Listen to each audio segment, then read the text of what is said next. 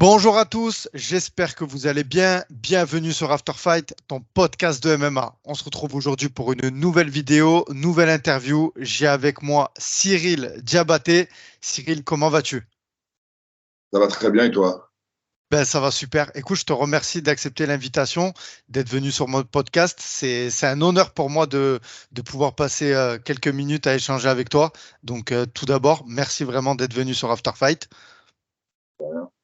Et ben, j'ai pour habitude de demander aux intervenants, justement aux invités, de se présenter.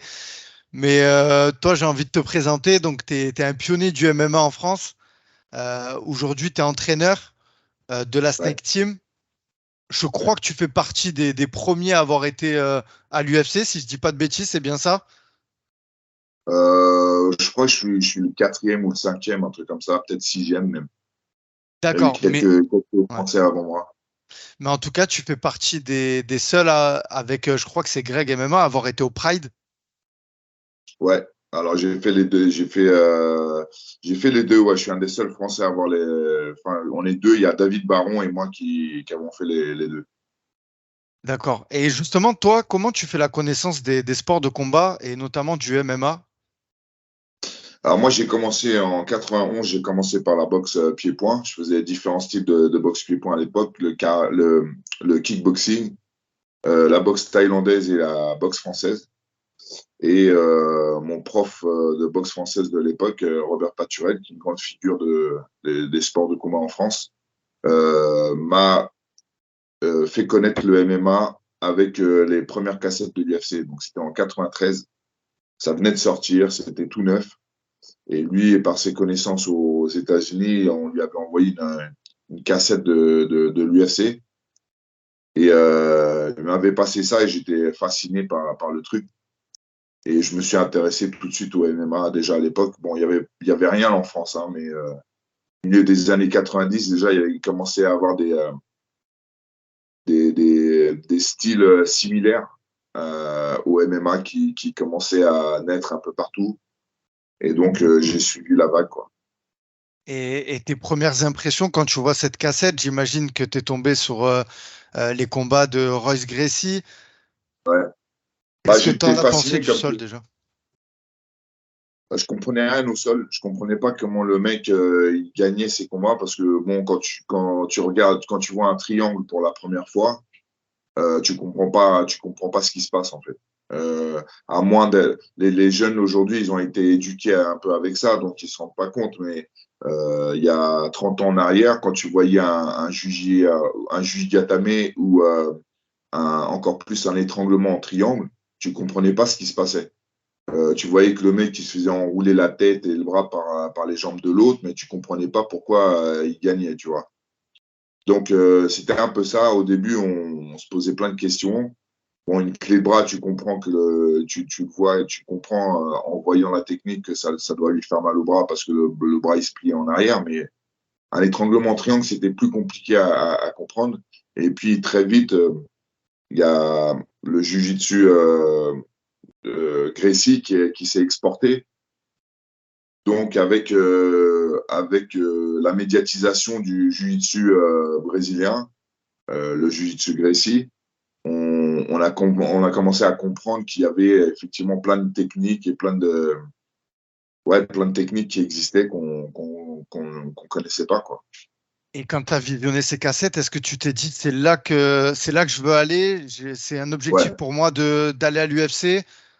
ouais. Donc, moi, les premières cassettes que j'ai vues, j'étais pur boxeur, mais je me suis dit, ah, tiens, et puis il y avait des purs boxeurs déjà à l'UFC. Dans les Ouais, premiers, bien il y sûr. avait Orlando Witt qui était un boxeur thaï, qui avait un super physique. Et puis il y avait deux, trois autres kickboxers qui étaient là-dedans. Donc je me suis dit un jour, j'aimerais bien me tester face à d'autres mecs, face à d'autres styles dans une cage, quoi. Donc ouais, j'étais intéressé tout de suite. Ouais, parce que toi, à l'époque, quand tu découvres ça, c'est vraiment les oppositions de style, c'est pas le sport tel qu'il est aujourd'hui, en Ouais, fait. Donc toi, ouais, c'était ça qui te fascinait, c'était les différents styles qui bah, s'affrontent pour voir. non, je voulais me tester moi surtout. Tu vois, je voulais tester moi. Et puis très vite, quand Gracie il gagne le tournoi, on comprend vite que il y a des techniques qu'il faut apprendre. Ça, c'est automatiquement, si tu veux, tous les strikers qui ont vu les premiers UFC, ils se sont tous dit en même temps, à l'unisson, bon, il y a des trucs qu'il faut qu'on comprenne et qu'on maîtrise avant de se péter avec un mec comme Gracie, tu vois, parce que sinon, on va finir comme tous les autres. Donc, très vite, il y a eu un élan vers le sol, le jiu-jitsu brésilien. Ensuite, il y a une deuxième vague, je dirais la deuxième période MMA où les gens ont compris que le jiu-jitsu brésilien, ça suffisait pas, il fallait être complet au final partout, tu vois. Et donc, il y a eu une course vers le combattant qui allait être le plus complet possible. Et le premier, à mon sens, il y en a eu deux. Il y a eu Marco Ruas et Frank Shamrock. Tu vois, ça a été les mecs qui connaissaient le grappling, qui connaissaient la lutte, et en plus de ça, qui étaient des bons strikers. Donc, mais avant cette époque-là, il y a eu la première époque de MMA où, effectivement, c'était des pures oppositions de style. Tu avais des spécialistes qui ne connaissaient pas l'univers des autres spécialistes, et ça n'a pas duré très longtemps. Ça a été les premiers UFC, je crois que les 3 premiers UFC, où il y avait vraiment, on les présentait avec leur style et tout ça, et puis après, vite, il y a eu un crossover où tout le monde s'est entraîné dans les autres styles, en fait. Et toi, justement, tu es parti chercher ces cours de Jiu-Jitsu. Comment tu as fait justement pour pouvoir être un combattant de MMA ou tu es resté dans ta discipline? Bah, je continue à m'entraîner, je continue à m'entraîner en pied-point, et en 80, je crois que c'est 95 ou 96, moi j'étais à la fac. Il y avait des cours de jiu-jitsu traditionnels, tu vois. Donc, je me suis dit, c'est le truc qui se rapprochait le plus du jiu-jitsu brésilien. Donc, je suis parti à la fac m'inscrire au cours de jiu-jitsu traditionnel. Bon, c'était pas trop la même chose, tu vois, mais bon, quand à cette époque-là, il n'y avait pas grand-chose non plus. Tu n'avais pas 36 000 options. Le jiu-jitsu brésilien n'existait quasiment pas en France. Les premiers profs, ils étaient débutants, tu vois. Donc, ça a été compliqué. Ça a été compliqué à cette époque-là de vraiment s'entraîner comme un bon combattant de MMA, parce qu'il y avait juste pas les différentes disciplines qui nous intéressaient, en fait. La lutte restait dans le monde de la lutte. C'était pas encore une époque où les lutteurs ils sortaient de leur univers. Et pareil avec les strikers, et puis le jiu-jitsu brésilien n'existait même pas, donc ou très peu en France. Donc c'était compliqué. Bon, on a fait du bric-à-brac, on a essayé de ramener les poteaux qui venaient d'autres styles, tu vois, des judokas, un lutteur par-ci, et puis on essaie de faire notre sauce à nous. Et ça a duré comme ça jusqu'à la fin des années 90. Et les dernières années de 90, on a commencé à avoir des premiers cours de jiu-jitsu brésilien à proprement parler, tu vois, avec des combattants français, enfin des jiu-jitsukas français qui partaient régulièrement au Brésil et qui ramenaient leurs profs. Donc ça a été les premières vagues, en fait, de vrais grappleurs français. Et c'est à partir de ce moment-là où on a vraiment commencé à mélanger les styles et à pouvoir faire du MMA. D'accord. Et t'es pas passé par le judo? Je veux dire, en plus, le judo, je sais qu'à Non, l'époque, c'était... Non? Ça t'a jamais non, attiré? il y a très peu finalement, de cette époque-là, il y a très peu de judokas qui ont fait le switch et qui sont devenus combattants de MMA. Pour plusieurs raisons. D'une, parce que déjà à la fin des années 90, il n'y avait plus de kimono en MMA. Et donc, il fallait faire la transition sans avoir de prise sur l'adversaire. Et c'est vrai que le judo, il compte énormément sur les prises du kimono pour faire les techniques. Et il y a très peu de judokas qui ont fait la transition. C'est dommage d'ailleurs. Et quelles ont été tes motivations, justement, des inspirations, des modèles, justement, pour garder peut-être ce cap d'aller justement vers ce but ultime, l'UFC, le Pride et combattre en MMA, parce que voilà, à l'époque, il y avait rien, quoi. Comme tu l'as dit, il n'y avait pas de manager, il Alors n'y avait pas tout ça, quoi. moi, je suivais l'UFC de près. Ensuite, quand le Pride est arrivé, je suivais le Pride de près. Et c'est vraiment des. Il y avait le K1 aussi à l'époque. Et ces trois organisations-là me faisaient rêver complètement, surtout les organisations japonaises.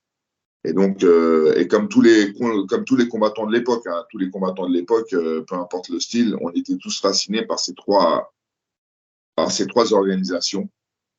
Et donc, forcément, bah, ça fait naître en toi des ambitions. Tu vois le UFC, tu vois le Pride, tu vois le K1, bah, tu as envie de. Et que tu es combattant, bah, c'est là où tu as envie de finir. Tu vois les chèques qui sont donnés aux combattants, tu entends parler de sommes de fous. Tu vois que les mecs, ils ont la reconnaissance en tant que sportif, ça fait rêver.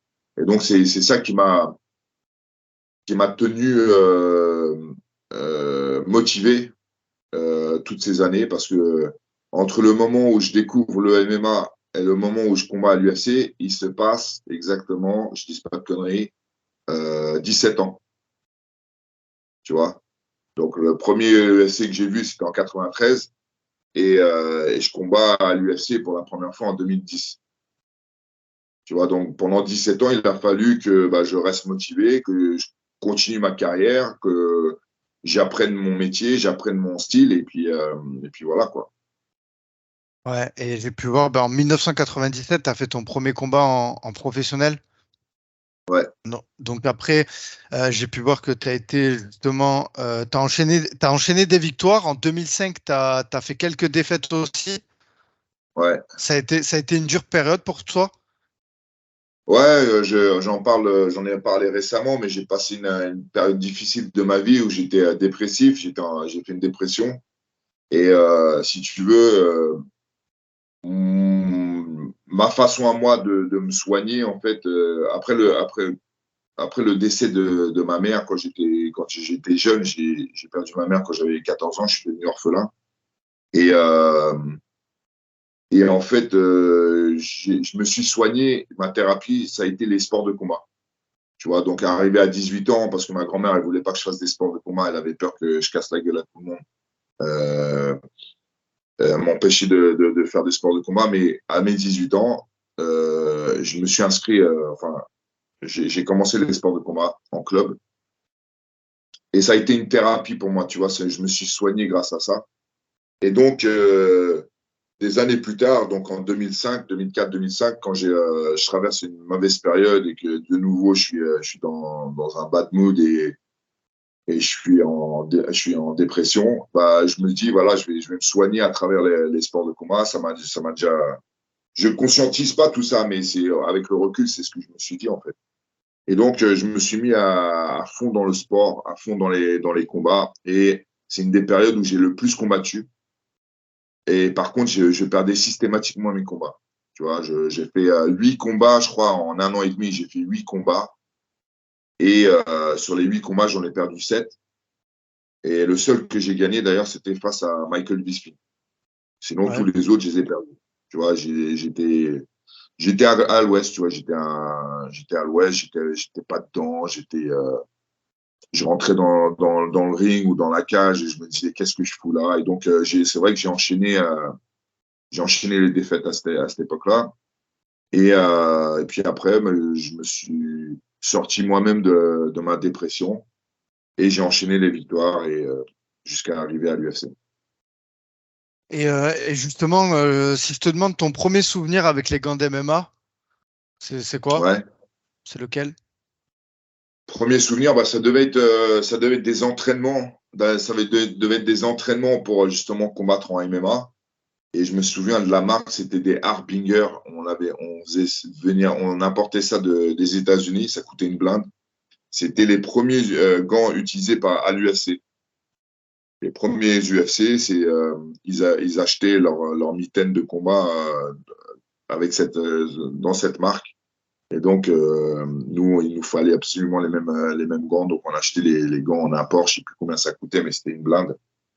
C'était, Et je pense la première fois que je les ai mis et que j'ai commencé à taper avec pour préparer un combat justement de MMA, bah, tu sens la différence entre les gants de boxe. Moi, j'étais habitué à lasser mes gants de boxe tous les jours. Là, ça fait une sensation différente, c'est sûr. Mais j'étais excité. À l'époque, j'étais vachement excité de faire mes premiers combats en MMA. Et justement, tu as battu Michael Bisping. C'est aujourd'hui, bon, c'est une légende, hein, Michael Bisping. Ouais, ouais. Ça, j'imagine, ça doit être une fierté, ça. Est-ce que c'est encore plus une fierté que d'avoir perdu contre Shogun? Non, parce que c'est une défaite. Moi, quoi qu'il arrive, j'étais compétiteur, donc moi, une défaite, ça me réjouit pas, peu importe face à qui, tu vois. Ceci étant dit, c'est le retour des gens qui m'a le plus surpris, puisque c'est la première fois que je perdais face à quelqu'un et que je recevais autant d'éloges, tu vois. Donc, ouais, c'était une première pour moi. J'étais pas du tout habitué à ça. Et c'est vrai que cette fois-là, ça m'a ouvert des portes, quoi qu'il en soit. Tu vois, je rencontre le meilleur combattant MMA, toutes catégories confondues de l'époque. Et je le mets dans le rouge, je le mets dans le rouge en difficulté dès le début du combat. Et puis voilà, donc les gens, ils ont retenu quand même une belle prestation, même si je perds. Je pense que les gens étaient surpris que je le domine autant debout, puisqu'il gagnait essentiellement par KO ses combats. Donc tout le monde s'attendait à ce que la star du MMA me défonce même debout, même si j'étais un striker. Et j'ai surpris énormément de gens, donc ça m'a ouvert pas mal de portes. Ouais, justement, à l'époque, moi, je trouve que les nouvelles générations, et je m'inclus dedans, on respecte pas assez justement ce combattant parce qu'on voit toujours passer le highlight qu'il a perdu face à John Jones et on voit pas Ouais, justement l'avant. Je sais pas si tu seras d'accord avec moi sur ça. ouais, bah oui, bien sûr, parce que les gens le voient en fin de carrière quand il est Ouais, à c'est ça. l'UFC, qu'il est en demi-teinte et il a jamais eu le niveau qu'il avait à l'UFC, qu'il avait eu au Pride. Donc les gens, ils ont pas la bonne image de Shogun. Shogun, quand il était au Pride, c'était une machine de guerre. Il était jeune en plus, il avait 24 ans, un truc comme ça. Et il défonçait absolument tout le monde, peu importe le poids, peu importe la différence de poids, et de façon très violente. Donc il était impressionnant en plus. Et les nouvelles générations, celles qui ont découvert le MMA avec Conor McGregor, ils sont pas du tout au courant de. Mais il y en a pas mal, hein, des combattants de cette époque-là qui sont pour moi des monstres. Il y a eu Mirko Cro Cop aussi à une époque qui était vraiment intouchable. Les frères Il y a eu Minotaur aussi, je Fedor. crois. Ouais, il y a eu Fedor aussi qui était. Tous ces mecs-là, en fait, ils sont méconnus de la nouvelle génération, mais pour moi, c'était des monstres déjà avant leur époque, quoi. Et 4 ans Avant après, pardon, excuse-moi de t'avoir coupé, mais 4 ans après, tu vas à l'UFC.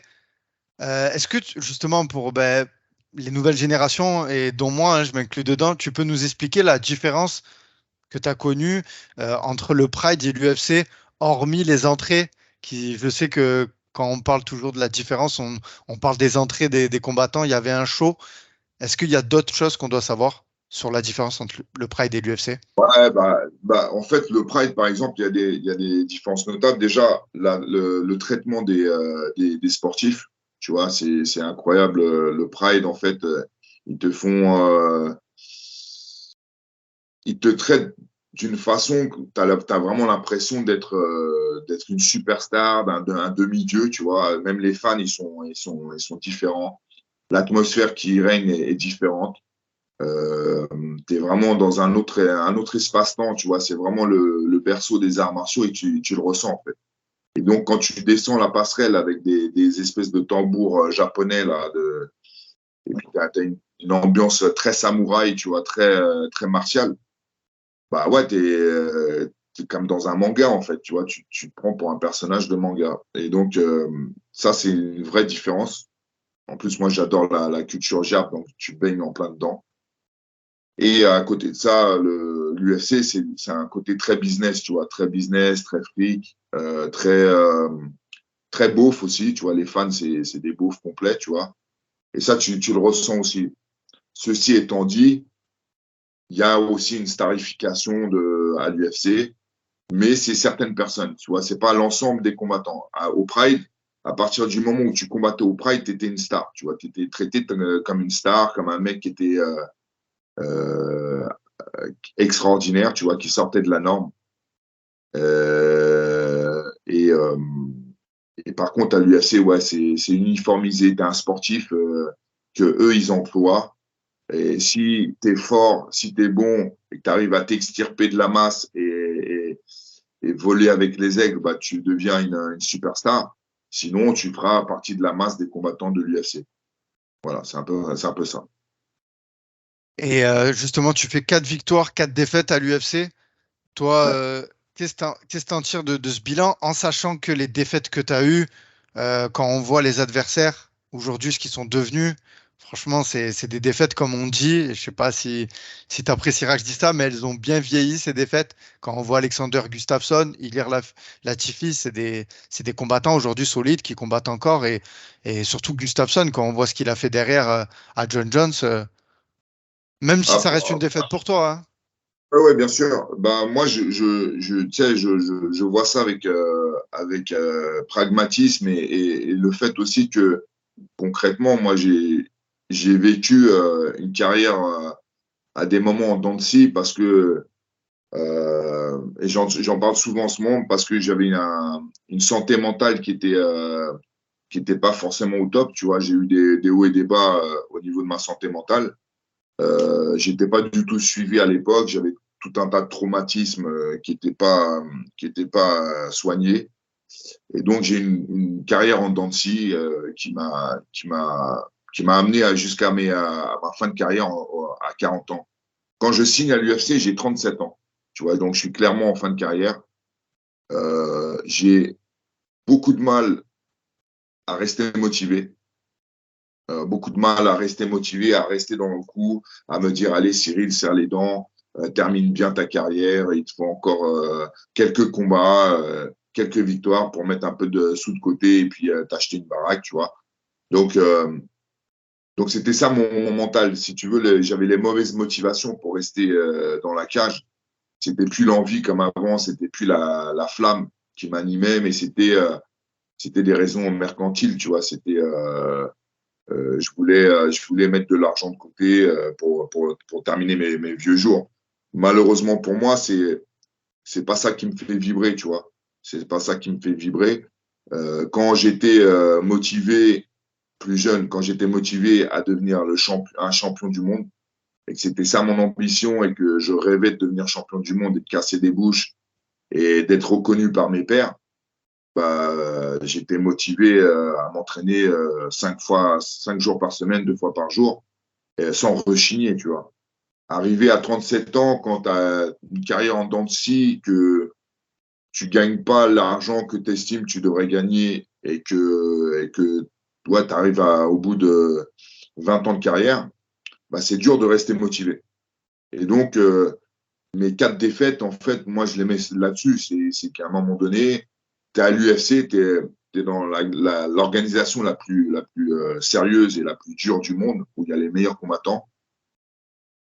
Si tu n'as pas une motivation et une discipline à toute épreuve, bah, tôt ou tard, tu vas tomber sur des mecs qui sont plus disciplinés et plus motivés que toi. Et c'est ce qui s'est passé, en fait. Je m'entraînais pas comme il aurait fallu que je m'entraîne. Surtout que j'étais déjà coach, moi, de la Snake Team, donc j'étais coach à plein temps, tu vois. Donc je m'entraînais sur mes heures creuses, en fait. Je m'entraînais et j'avais pas de coach aussi. C'était moi mon propre coach. Donc il y a tout un tas de choses qui font que, bah oui, effectivement, à ce niveau-là, ça passe pas, tu vois.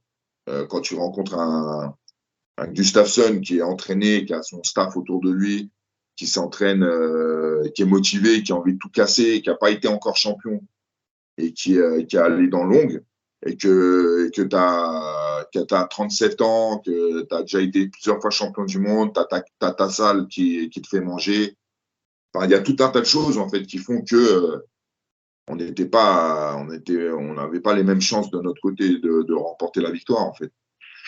Et force est de constater que même si je signe à l'UFC, j'ai 37 ans, j'ai 36, ouais, j'allais avoir 37 ans. Je fais mon premier combat. Je suis resté au sein de l'organisation 4 ans.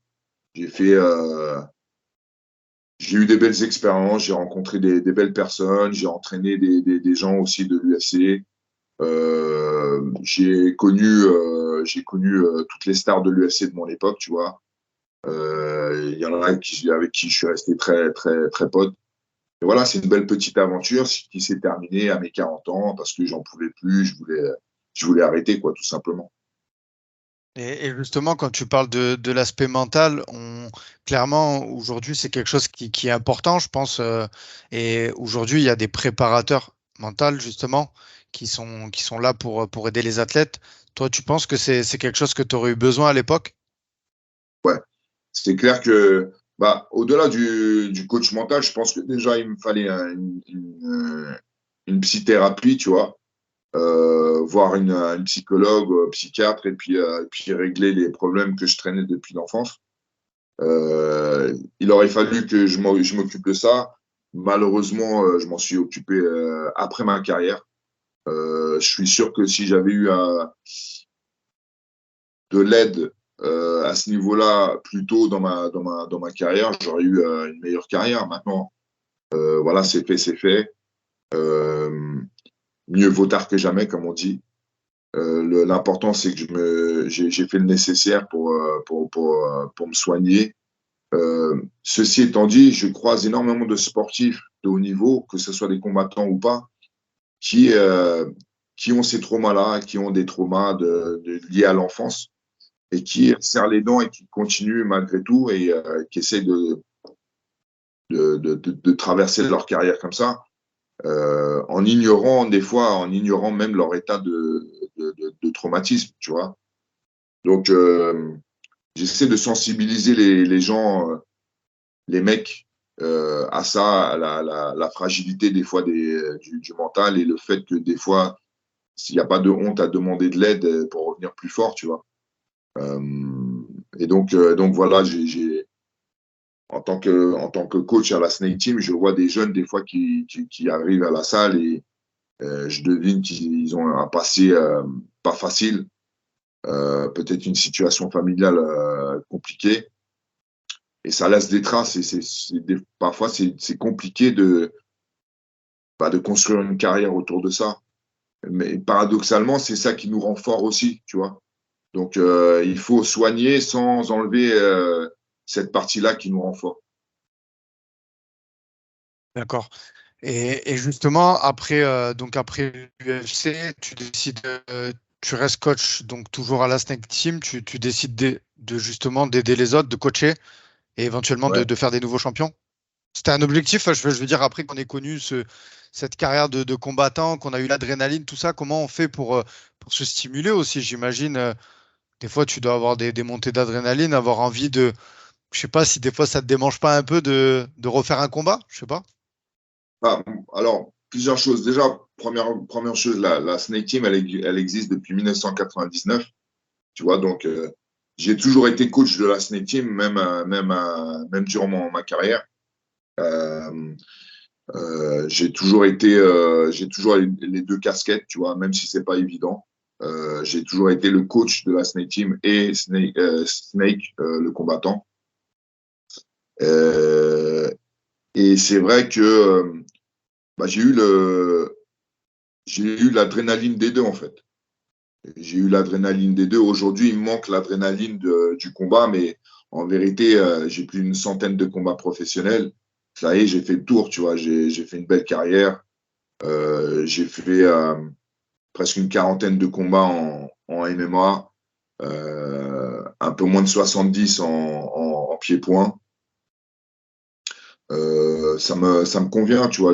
Quand je vois les jeunes qui montent sur le ring ou dans la cage aujourd'hui, ça me met j'ai de l'adrénaline, surtout quand c'est mes combattants. Mais j'ai plus l'envie, ça fait très longtemps que j'ai plus l'envie de monter dans la cage. À la limite, ce qui me ferait kiffer, c'est un défi, tu vois. Genre, je rencontre, je sais pas, à un moment donné, l'année dernière, je me serais bien vu affronter Jérôme Le Banner en MMA, tu vois. Euh, Maintenant, en dehors des petits kiffs comme ça, non, j'ai pas de. Quand je vois un combat, je me dis pas, vas-y Cyril, je vais m'entraîner, je vais y retourner, tu vois. C'était une époque, tu vois, c'est une époque révolue. J'avais besoin de rentrer dans une cage et me taper avec des mecs. Aujourd'hui, c'est passé ça.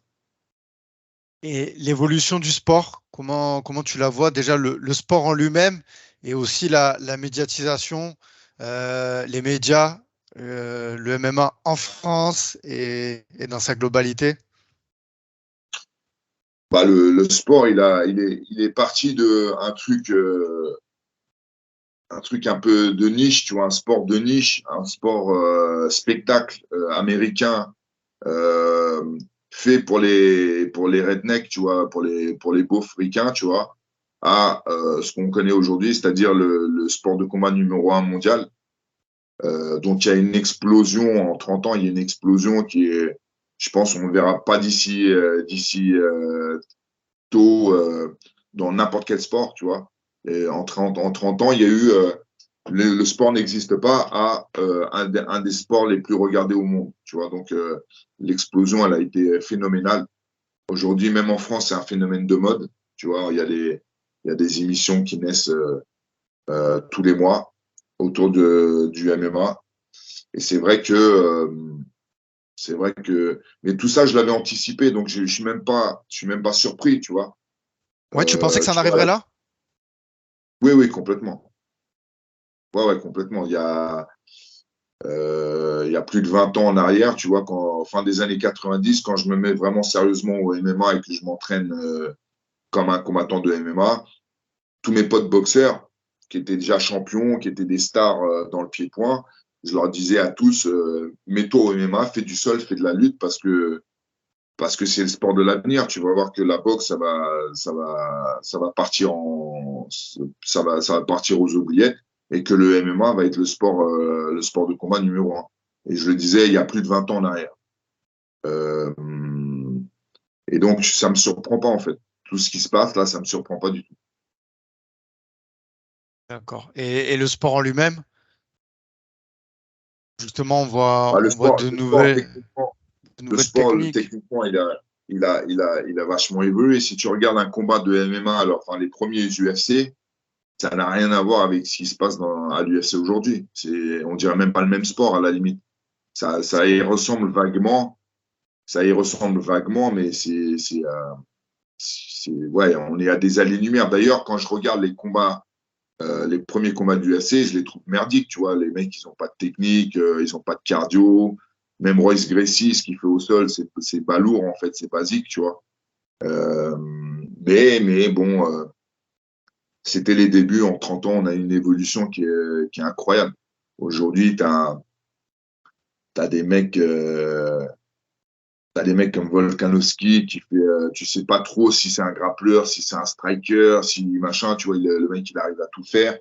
Avec en plus un cardio de fils de pute, tu te dis, mais en fait, les mecs, on dirait des extraterrestres, des fois, tu te dis, ils ont des performances surhumaines. Et donc, on est très loin d'un temps Cabot d'il y a 30 ans qui était essoufflé au bout de 2 minutes 30, tu vois. Donc, ouais, le sport, il a complètement changé.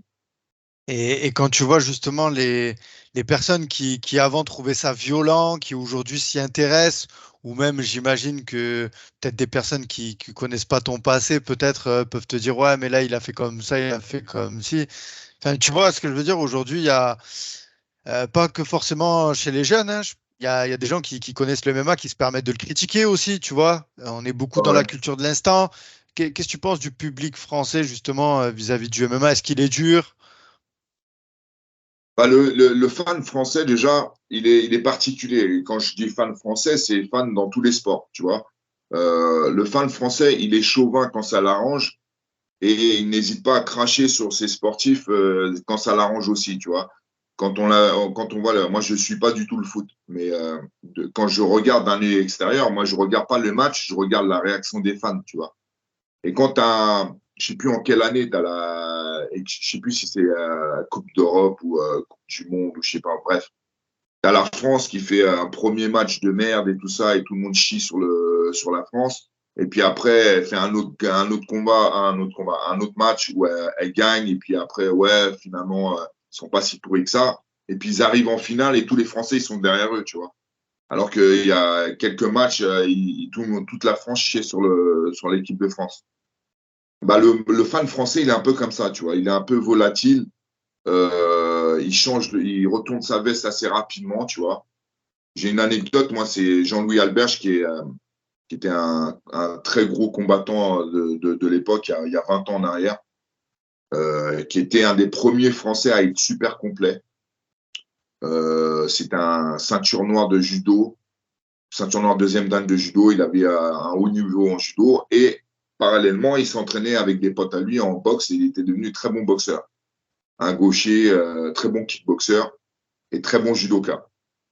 Il se met au MMA et il défonce tout le monde, tu vois. Et à un moment donné, il se retrouve à Bercy combattre face à une légende du MMA japonais qui s'appelait Hayato Sakurai, qui était champion du Shuto, qui a été champion du Shuto pendant très longtemps et ensuite qui a fait une fin de carrière au Pride Bushido. Donc une légende du MMA japonais. Il rencontre Jean-Louis Alberche à Bercy dans le cadre du Golden Trophy.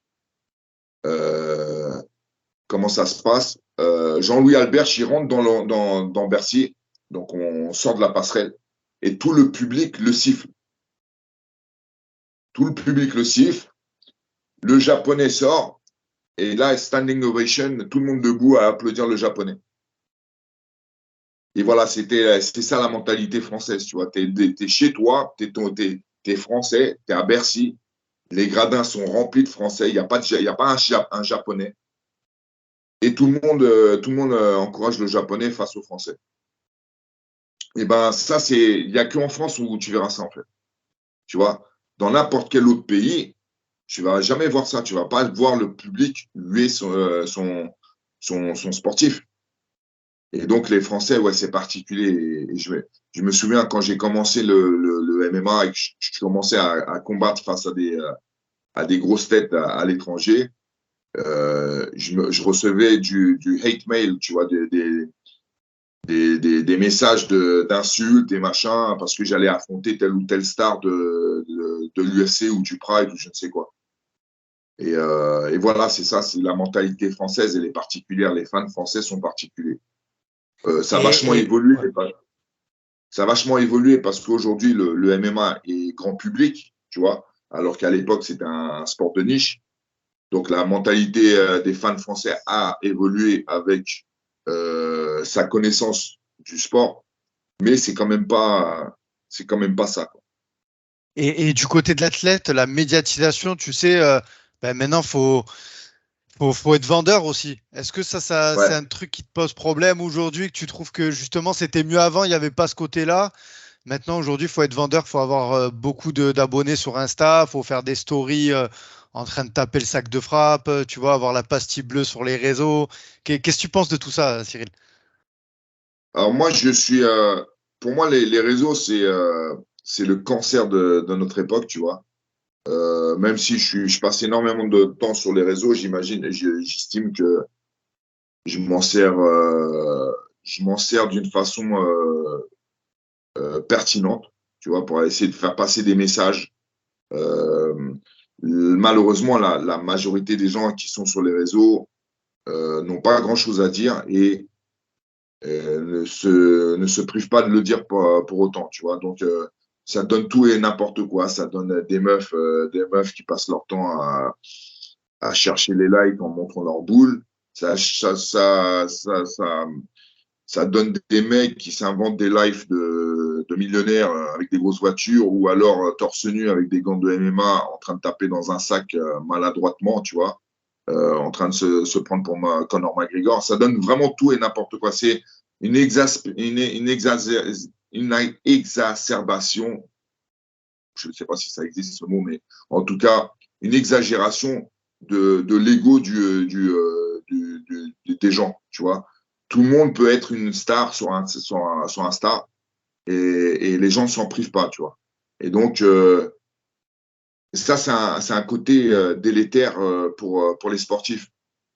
Pourquoi? Parce que il y a 20 ans en arrière ou il y a 30 ans en arrière, quand tu commençais une carrière de combattant, la seule reconnaissance que tu pouvais avoir, c'est celle que tu avais quand tu gagnais et quand la presse parlait de toi. Tu vois, donc il a fallu X combats avant que j'ai ma tête, ma trogne sur la couverture d'un magazine. Parce que j'avais gagné un tournoi, j'avais fait une belle prestation, je sortais de l'ombre, tu vois, et les gens me découvraient à ce moment-là. Et donc, c'était ma première couverture, et tout le monde parlait de moi et machin. Et c'était une reconnaissance qui m'a fait du bien. Ça m'a fait du bien à l'ego, ça m'a reboosté. Mais c'était mérité. Aujourd'hui, n'importe quel Pékin, n'importe quel sportif qui a fait un semblant de quelque chose, il met des gants de MMA, il se met en tenue, il a des beaux abdos, il a des pecs, il fait des belles photos, et ça y est, il va se mettre en avant sur son Instagram, et tu vas avoir quelques centaines de Pékins qui vont le liker, qui vont lui dire « Ah ouais, t'es le plus fort, t'es le machin, machin ». Aujourd'hui, tu as des mecs qui ont 6 combats MMA, qui sont médiatisés. Il y a des mecs qui ont 6 combats. Leur CV sportif se résume à 6 combats MMA, qui sont médiatisés. Ils passent à la télé, ils passent à la radio, ils passent dans les médias, machin truc. Alors que moi, à mon époque, tu avais fait 6 combats, tu étais débutant. Personne ne te connaissait, personne te suçait la teub, personne te prenait en photo parce que tu étais personne encore, tu vois. Aujourd'hui, c'est l'ultra-médiatisation du moyen, voire du médiocre, tu vois. Donc, ça donne des carrières qui sont compliquées. C'est super intéressant. Aujourd'hui, je pense qu'un sportif qui perce aujourd'hui, il a dû esquiver tous ces pièges-là. Tu vois, il doit esquiver tous ces pièges-là ou alors s'en servir à bon escient, comme un Cédric Doumbé, tu vois. Cédric Doumbé, c'est un mec, il a connu la non-médiatisation. Tu vois, il a été champion de façon non médiatisée. Il n'était pas connu, personne ne le connaissait. Ses premiers titres, personne ne le connaissait. Tu vois, il passait pas à la télé, il passait pas dans les médias, il n'avait pas des centaines de milliers de personnes qui le suivaient. Il était un illustre inconnu, même s'il était champion. Et je pense que c'est quelqu'un qui est très intelligent, qui a su sortir du lot grâce à son utilisation des médias, se faire connaître. Bon, c'est quelqu'un qui est talentueux, donc forcément, il a quand même des balles dans son chargeur. Mais il est plus intelligent que la moyenne parce qu'il sait se servir des médias à la perfection. Aujourd'hui, c'est un des combattants français les plus attendus dans le MMA, les plus suivis dans le MMA, alors qu'il a 4 combats, je crois, 4 combats contre des mecs moyens, en fait, tu vois. Bien sûr, bien sûr. Et donc, lui, il a une médiatisation qui est disproportionnée par rapport à ce qu'il a fait. Tu vois, et ça, c'est un génie. Pour moi, c'est un génie de la com. C'est un génie des médias. Et pour autant, tu vois, il ne s'est pas vendu non plus. Et puis, quelque part aussi, c'est une récompense pour toutes ces années où il a combattu dans l'ombre, où personne ne le calculait, où il a pris des coups, où personne ne le calculait, où il a fait des combats sans être bien payé, et ainsi de suite. Donc aujourd'hui, si tu veux, il récolte les fruits d'une carrière passée déjà, tu vois. Justement, j'allais t'en parler rapidement de ce combat, mais avant, je veux juste te demander quelque chose, vu que j'étais dans le sujet de l'évolution du sport. Ouais. L'évolution aussi des coachs et des teams en France, Est-ce que justement, avec l'évolution du sport, ben, moi, je sais que dans les coulisses, il y a pas mal de guéguerres. On va pas, tu vois, je vais pas parler chinois. Est-ce que tu pensais qu'il y aurait plus d'entraide entre les teams, entre les coachs, qu'il n'y aurait pas aussi ces guerres entre les managers? Parce que franchement, il y a pas mal d'embrouilles quand même dans le MMA. Et est-ce que ça, Non, pour toi, c'était. alors, tout le monde dit ça, il y a pas mal d'embrouilles dans le MMA. Moi, je suis pas d'accord. Il y a des embrouilles entre managers, mais ça, c'est normal parce que c'est la concurrence, en fait. Donc, c'est celui qui va avoir la meilleure écurie, c'est celui qui va placer ses mecs les mieux. Je ne pense pas qu'il y a une vraie guerre. Je pense que il y a un seul mec dans le MMA qui fait l'unanimité quant au nombre d'ennemis qu'il a et que les mecs qui le détestent. C'est Lolo, que tout le monde connaît. Euh, c'est lui, effectivement, oui, il y a un problème avec lui, ça c'est sûr. Il a énormément de gens qui l'aiment pas, donc lui, il fait passer ça pour de la jalousie parce que c'est le truc le plus facile et que lui, il peut effectivement dire ouais, bah ils sont tous jaloux de mon succès, c'est pour ça que personne m'aime et tout ça. Non, c'est un enculé, tu vois. Et donc, en dehors de lui, moi, j'ai problème avec personne. J'ai pas de problème avec les autres entraîneurs. D'ailleurs, tu parlais d'entraide, on s'entraide, tu vois. Par exemple, Arnaud Templier, qui est le coach de Saladin Parnasse, m'appelle hier, il me dit ouais, t'as pas le numéro de Daniel Voirin, je le retrouve plus. Il faut que je lui demande si Robin Eh bien, de Bienne, il peut mettre les gants avec un tel et tout ça machin, tu vois. Donc ça c'est de l'entraide. Et ça c'est pas c'est assez commun, tu vois, dans le MMA français. Même si les médias, pourquoi vous avez l'impression qu'il y a des guerres, c'est que vous parlez que des guerres et pas de l'entraide. Alors que l'entraide, il y en a tout le temps, tous les jours. Mais vous parlez que quand il y a de la merde, en fait. Donc c'est pour ça que vous avez l'impression qu'il y a des guéguerres. Il n'y a pas de guéguerre, il n'y a pas de guéguerre. Moi, j'ai pas de problème avec les autres entraîneurs de MMA français, à part un seul. Et je pense que si tu fais le sondage dans le MMA français, ça va être la même réponse pour à peu près tout le monde.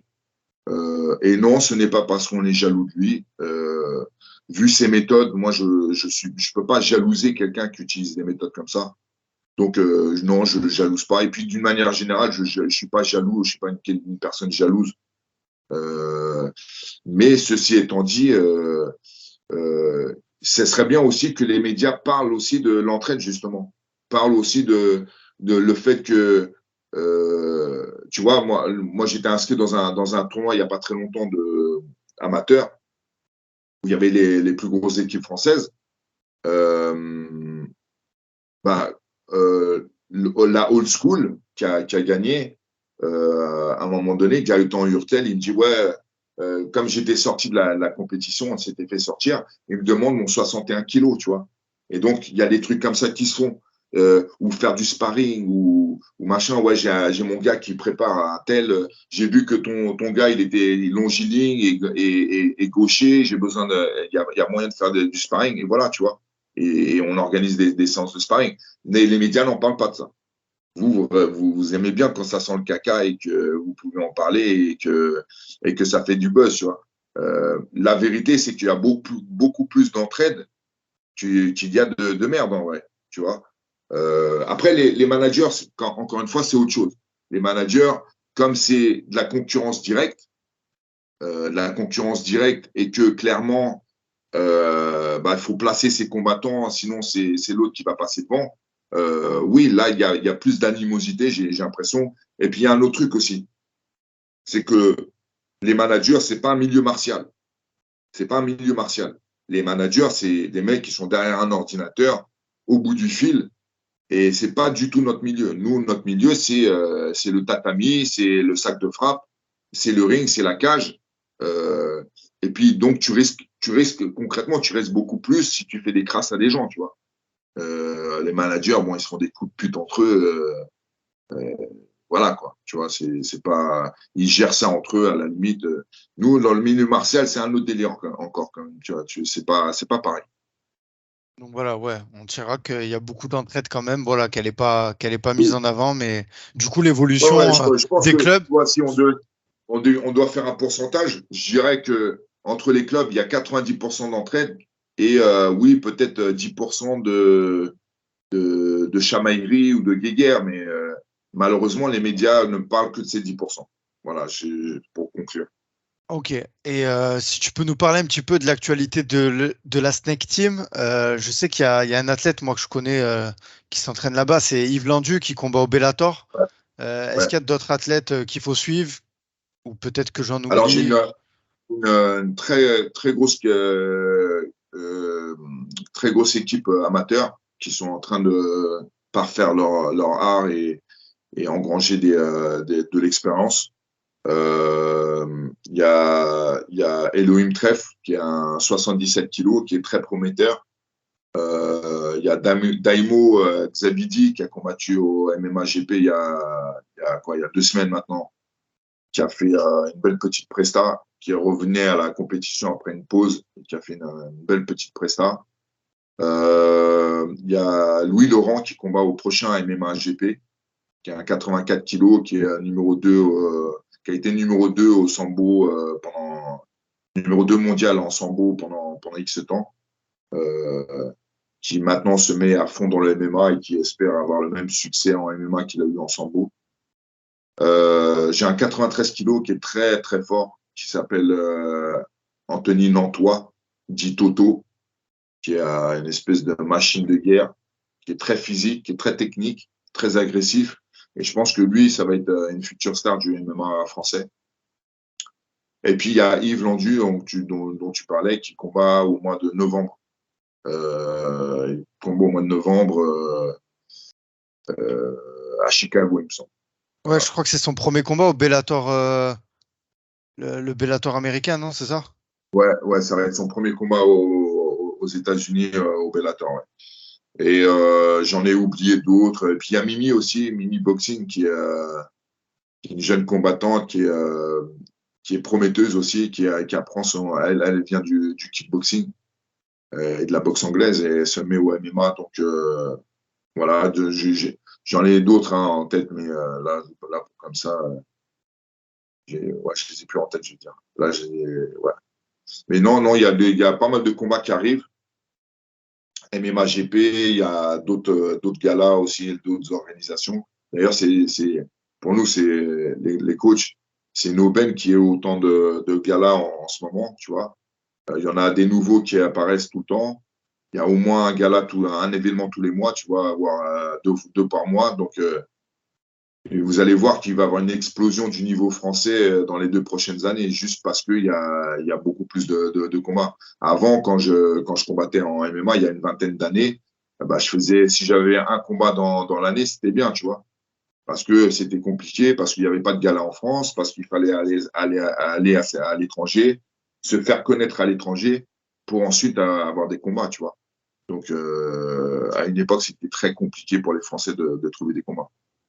Ouais, puis même le niveau amateur, hein, j'imagine, quand tu vois l'évolution Ouais, même il y a des organisations, on a l'impression que c'est des organisations professionnelles ouais, et ouais. voilà, pour toi, c'est le futur, de toute façon, ces organisations Oui. et ainsi que tous les athlètes qui sont en train de passer par le parcours amateur.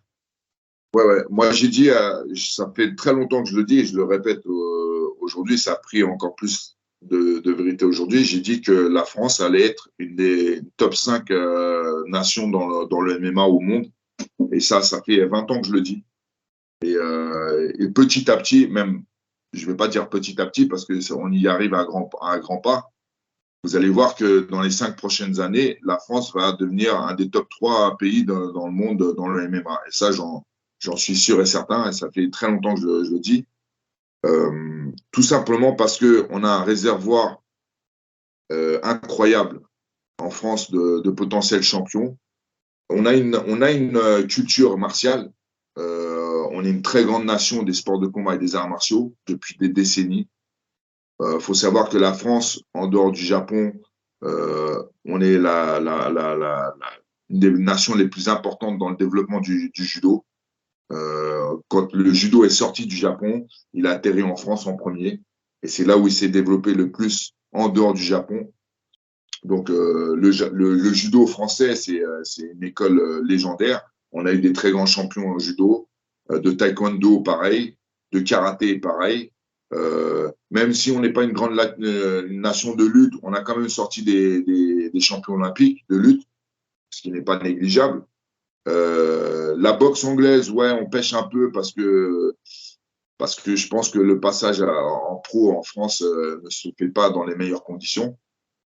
Mais sinon, dans les sports pieds-points, on est clairement une des meilleures nations du monde et ça depuis 30-40 ans.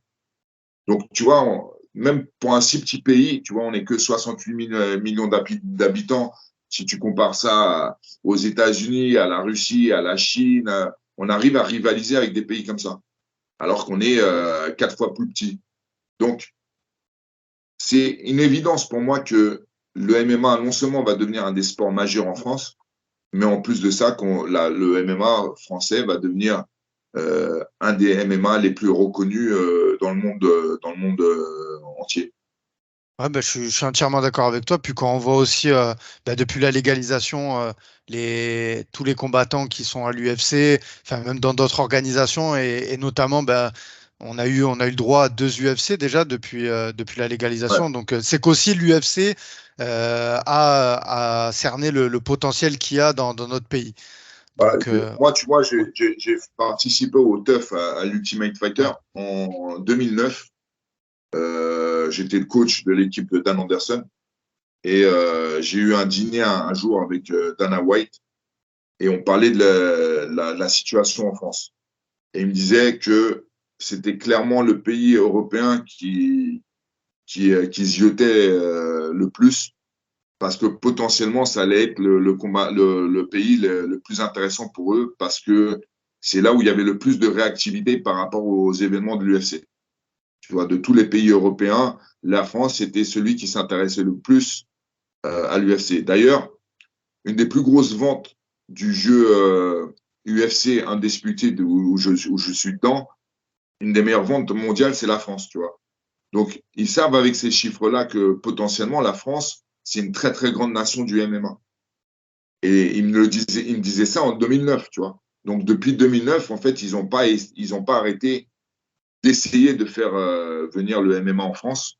Bon, il y a eu un gros lobby anti-MMA de la part de Jean-Luc Roucher et ses poteaux. Mais on y est. Ça a été légalisé. Aujourd'hui, bon, il y a eu le Covid qui nous a freiné le démarrage. Mais aujourd'hui, on voit bien quand il n'y a plus de Covid et tout, là, ça a démarré de plus belle. Et on a des événements, des gros événements tous les mois en France. Et ça va aller en s'accélérant. C'est-à-dire, à un moment donné, on va clairement avoir un UFC où il va y avoir plusieurs ceintures disputées, plusieurs ceintures de l'UFC disputées avec des Français. Et c'est pas si loin que ça. Hein. C'est pas si loin que ça. Eh ben, écoute, c'est parfait pour terminer le sujet sur le MMA. Je voulais parler d'un dernier sujet qui concerne pas le MMA. Je sais que j'ai envie de dire, c'est peut-être ton dernier combat que tu as. C'est Voilà. concernant la self-défense. Et Ouais, d'ailleurs, j'ai envie de te remercier parce que quand je t'écoute en parler, je te rejoins tellement. Et en fait, il y a des coachs, des personnes. Moi, je m'étais inscrit dans un club de MMA et justement, on m'avait dit avant de faire du MMA, tu vas faire un peu de self-défense. Et des fois, je me sers même de tes arguments donc, est-ce que pour toi, c'est un combat personnel aujourd'hui que tu as endossé? Et je voulais te le dire dans le podcast. Merci de tous ces arguments parce que c'est tellement vrai ce que tu dis. Donc voilà. alors, la self-défense, pourquoi je me suis. Moi, j'ai un sens assez aiguisé de la justice, tu vois, le bien, le mal, tout ça. J'ai toujours été comme ça depuis que je suis petit. Et pour moi, la self-défense, c'est une telle escroquerie, tu vois, qu'à pignon sur rue, tu vois. C'est comme si ça existe, c'est une escroquerie. Tout le monde est au courant, plus ou moins, que ça existe comme escroquerie, mais tout le monde ferme les yeux en même temps, tu vois. Et donc, il y a des escrocs notoires qui sont là, qui font de l'argent sur le dos des gens, des crédules, et qui vendent leurs trucs, leur soupe à des crédules qui connaissent pas mieux et qui les mettent potentiellement en danger. Tu vois, donc il y a le fait que ça soit une escroquerie, déjà, ça me fait mal au cul. mais en plus de ça, que en le faisant, ils mettent le mec potentiellement en danger, ça me fait doublement mal au cul. Je me dis, mais non, c'est pas possible. Personne, on peut pas laisser ça comme ça. Et pourtant, les gens sont là, ils le laissent faire. Et quand j'ouvre ma gueule, il y a quand même certaines personnes qui disent, ouais, mais laisse-les, Cyril, ils ont le droit d'exister et tout. Mais non, si tu sais que le mec, il est en train d'escroquer des gens et que potentiellement, il les met en danger, ces gens-là, tu vas pas le laisser faire. Je sais pas, moi, je trouve, je sais pas.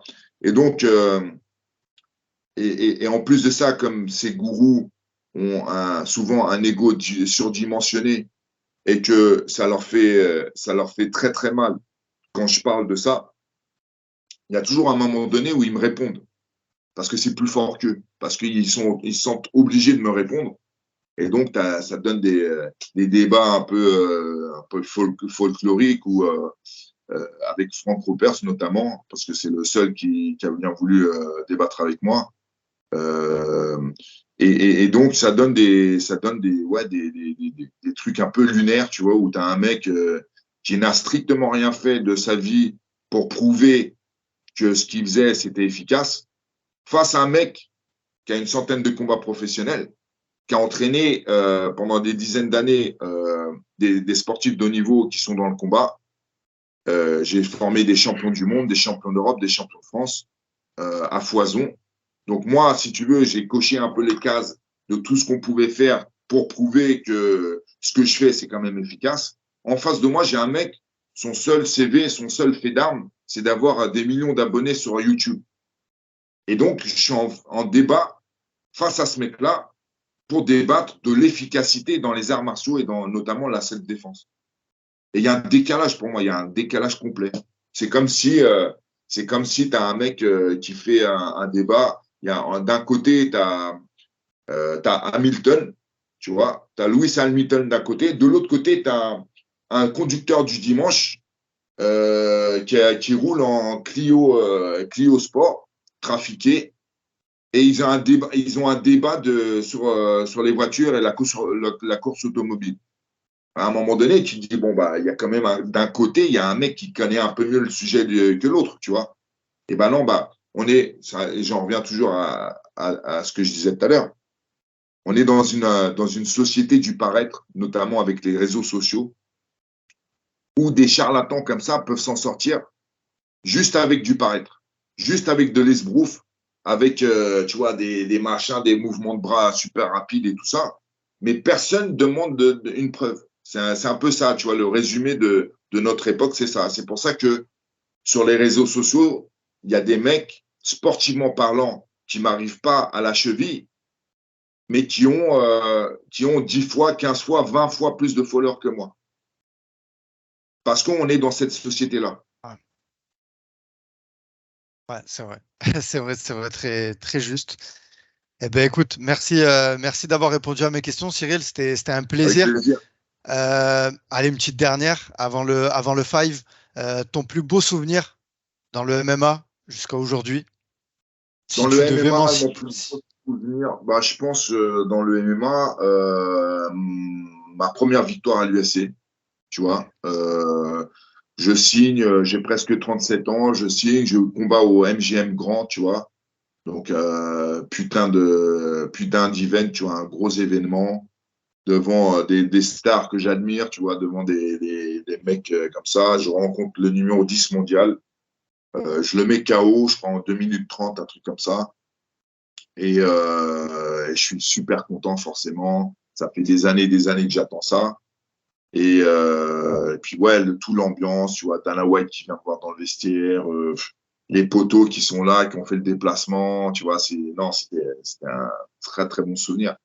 Et puis la consécration enfin, pas la consécration, mais la validation euh, par moi-même que mes rêves étaient justifiés, en fait. Tu vois, le fait que bah, toutes ces années où j'ai rêvé d'aller au Pride, toutes ces années où j'ai rêvé d'aller à l'UFC et de triompher au plus haut niveau étaient justifiées. Et pas que la masturbation intellectuelle d'un jeune de banlieue qui est dans sa banlieue et qui se branle la nouille en pensant qu'il est à ce niveau-là, tu vois. Donc, c'était la validation de ça, en fait. Donc, très, très gros souvenir. Et si tu devais donner un conseil à Cyril Diabaté à 20 ans, enfin, il y a 20 ans en arrière, si tu devais donner un conseil. Plusieurs conseils. Tu as raison de croire en toi, donc le rassurer. Tu as raison de croire en toi, fais-toi soigner et, euh, et fais attention à ceux qui t'entourent. Voilà, J'ima- trois j- conseils. J'imagine que ça serait les mêmes conseils que tu donnerais à un futur, enfin, un jeune qui veut se Ouais, lancer dans le MMA et devenir combattant. possible, ouais. Bah après, tout le monde n'a pas forcément besoin Oui, d'aide psychologique, mais un coach mental, ça fait jamais de mal à personne, ça c'est sûr et certain, même si tu n'as pas eu de traumatisme dans l'enfance, ce qui est rare quand même pour des mecs qui veulent devenir combattants professionnels, mais ça arrive. Euh, mais bon, un coach mental, ça fait vraiment, vraiment la diff quand même, surtout à haut niveau. Nous, on a la chance aujourd'hui d'avoir un mec comme Ibrahim Gary, qui est un ancien champion du monde de karaté, tu vois, qui est coach mental, qui fait un travail de ouf avec notre équipe. J'ai pris conscience de l'importance d'un coach mental. Tu vois, ce qui est logique en même temps, tu vois, dans une grosse équipe, on a un coach qui fait la prépa physique, qui est dédié uniquement au corps, machin, mais le truc qui fait bouger tout ça et qui fait on est fort le jour J, c'est ton cerveau et personne, enfin, personne. De plus en plus, heureusement, de gens s'en aperçoivent, mais avant, il y a 15 ans en arrière, personne n'avait un coach mental dans une équipe de combattants, tu vois. Aujourd'hui, il y a de plus en plus, mais c'est vraiment important. C'est vraiment important. super.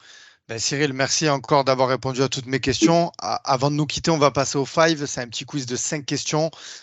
Est-ce que Ouais, tu es prêt? vas-y. KO ou soumission? KO, Entraînement ou combat? combat, Cardio ou musculation? cardio, Ta boisson préférée? boisson préférée. Oh là là, boisson préférée, que je dis pas de conneries. Tac, tac, tac, tac, tac. Jus de mangue. Et ton repas préféré? Un tiep rouge. Allez, super. Ben, Cyril, encore merci d'être venu sur mon podcast. Vraiment, c'était un honneur et vraiment, j'apprécie avoir pu échanger avec toi. Donc, j'espère que les auditeurs auront apprécié aussi. Ben, ceux qui ne te connaissent pas, si j'arrive à te faire découvrir à certains de mes auditeurs, je les redirige de suite vers tes réseaux sociaux. Et puis, je te laisserai le mot de la fin pour terminer l'émission. Et merci encore. Bah, juste, ouais, si tu veux commencer une carrière de combattant MMA, ouais, je reprends un peu ce que je disais tout à l'heure. Il faut croire en soi, en fait. Croire en soi, être discipliné. C'est la discipline qui va faire la diff. C'est le mec qui, quoi qu'il arrive, qu'il vente, qu'il neige, il a son emploi du temps, il s'y tient, il se donne jamais d'excuses pour pas y aller. La discipline, c'est tu laisses pas l'occasion à ton cerveau de choisir. Voilà, donc c'est ça la discipline. Et voilà, croire en soi et la discipline, les deux secrets de la réussite.